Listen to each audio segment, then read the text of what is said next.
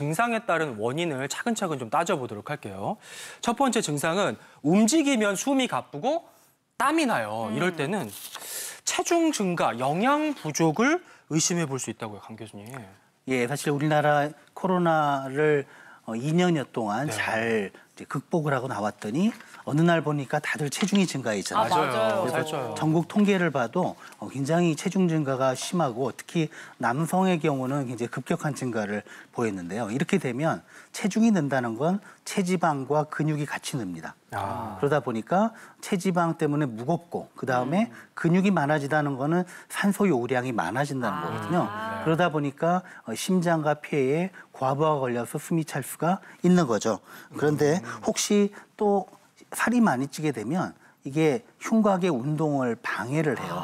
특히 복부 비만이 있게 되면 폐가 늘어나는 그런 폭이 줄어들게 되거든요. 그래서 더 숨이 차다고 느낄 수도 있습니다. 그렇군요. 아니 요즘 저도 좀 숨이 좀 차더라고요. 제가 원래 좀 건강한 체질이라서 안 그랬는데.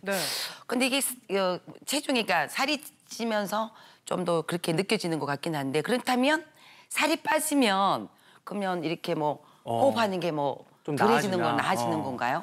예, 그렇죠. 체중이 늘어나면서 숨이 차던 분이라면 체중을 줄이면 좋아지는 경우가 많은데요. 근데 간혹 특히 노인분들의 경우는 체중이 는 게 전혀 아닌데도 숨이 더 차는 분들이 많아요. 예, 그런 분들은 영양결핍의 문제 때문에 철결핍성 빈혈이 있는 분들이 꽤 있거든요. 근데 그런 분들의 경우는 피에 산소를 공급하는 데 필요한 운반하는 적혈구가 부족하기 때문에 폐 기능이 정상이라 할지라도 숨차고 피로함을 느끼게 되고요. 이때는 이제 빈혈의 증상으로 어지러움이라든지 숨참 그리고 기운 없음 등의 증상이 동반될 수가 있습니다. 그렇군요. 체중 증가와는 또 완전히 반대로 아주 영양이 부족해져도 숨이 차는 증상이 나타날 수 있다 이런 거고요.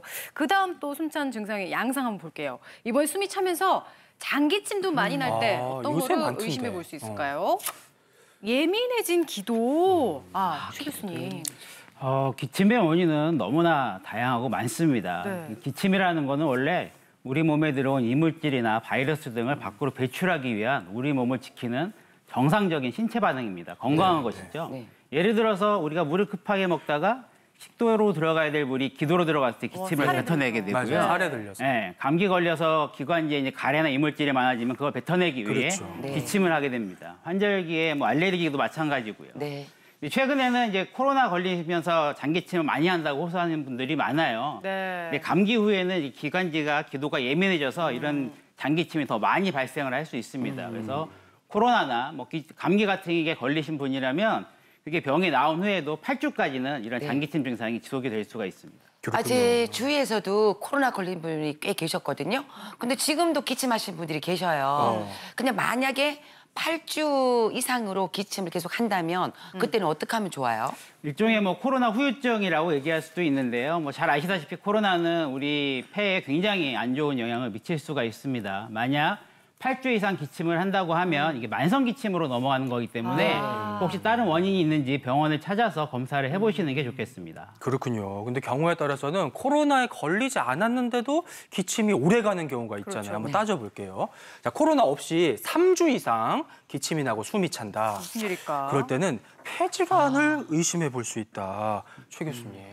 뭐 다들 경험이 있으시겠지만 일반 감기에 걸리면 보통 한 1주에서 2주 정도면 증상이 호전되기 마련인데 보통 이게 이제 넘어가게 되면 이제 3주 이상 넘어가게 되면 혹시 폐질환이 아닌지 제일 먼저 폐렴이나 결핵 같은 게 아닌지 확인해 보시는 게 제일 중요합니다. 또한 이게 체중도 그대로고 감기에도 걸리지 않았는데 작년에 비해서 올해 더 숨이 차네. 아까 이제 정다운 아나운서께서 말씀하셨죠. 진짜 그래요. 아니면 이제 또래 친구들하고 이렇게 걸어가는데 유독 나만 자꾸 뒤처진다거나 더 숨이 차한다 그러면 혹시 폐질환이 아닌가 의심을 해볼 수가 있겠습니다. 그렇군요. 그렇군요. 여러 가지 다양한 원인을 의심해 봐야 될 것 같고요. 그다음 숨이 찬 양상은 또 약간 달라요. 한번 보시면 누워 있는데도 숨이 차요. 이거 편안해야 되는데. 뭘 의심해 봐야 될까요? 심장 질환, 심장 쪽에 원인이 있을 수도 있어요. 네, 그렇습니다. 우리가 기저호흡이라고 그래서요. 증상하고 관련된 용어가 있습니다. 사람이 이제 반드시 누워 있으면 이제 더 편하고 숨이 안 차야 되는데 그런 경우에 오히려 숨이 차서 오히려 앉거나 딱 서게 되는 거죠. 그러면 이제 숨이 좀 덜 차는 경우인데요. 이제 사람이 이제 반듯하게 누워서 자야 되는데 자꾸 숨이 차니까 앉고요.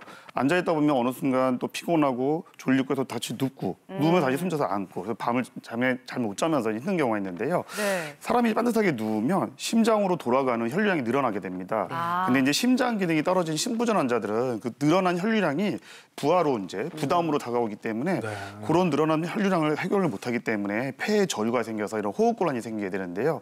이런 기자호흡은 심부전의 아주 특징적인 증상이 되고요. 이런 기자호흡이 있는 경우는 심장의 기능을 꼭 확인해야 되고요.